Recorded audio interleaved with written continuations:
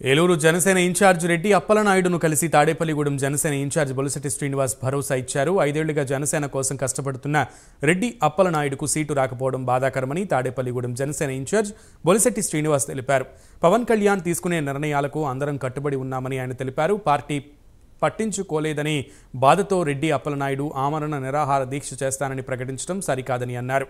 రేపు పార్టీ అధికారంలోకి వస్తే ఆయనకు మంచి హోదా కల్పిస్తుందని అన్నారు. తనకు కూడా టికెట్ రాకపోయినా పార్టీ కోసం పనిచేస్తానని బొలిశెట్టి శ్రీనివాస్ తెలిపారు. ఏ స్థాయిలో ఉన్నప్పుడు కూడా స్థాయిని మించి ఆయన ఈ పార్టీ కోసం కష్టపడిన విషయం మరి పార్టీకి కూడా తెలుసు. నేను కూడా రాత్రి ఆయన ప్రకటన చూసిన తర్వాత నేను మాట్లాడటం కూడా జరిగింది. అలాంటిది ఏం లేదు, కొంచెం సమయం పాటించమనండి, ఆయనకి ఇచ్చి ఇంపార్టెన్స్ ఎలాంటి మర్యాద తగ్గదు అనే విషయాన్ని తెలియపరచమని మన అధినాయకుడు చెప్పడం కూడా జరిగింది. ఇవాళ ఆయన చాలా పెద్ద డిసిషన్ తీసుకున్నారు. ఎందుకంటే నేను ఇలా ఆమరణ నిరాదీక్ష అది అంత అవసరం లేదు. ఖచ్చితంగా అప్పలనాయుడు గారికి న్యాయం జరిగే బాధ్యతని మేము తీసుకుంటాం.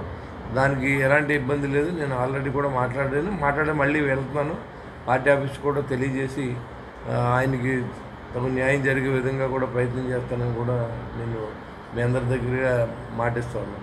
ఎందుకంటే ఇవాళ పొత్తులో భాగంగా మరి రాష్ట్రం బాగుపడటం కోసం, మరి రాష్ట్రం ఉన్న పరిస్థితిని ఆదుకోవడం కోసం ఆర్థికంగా కానీ అభివృద్ధిలో కానీ మరి ఏదైతే లంచగొండితనాన్ని ఆపాలనే ఉద్దేశంతో పవన్ కళ్యాణ్ గారు 100 మెట్లు దిగి ఇవాళ రాత్రి కూడా చూశారు మీరు.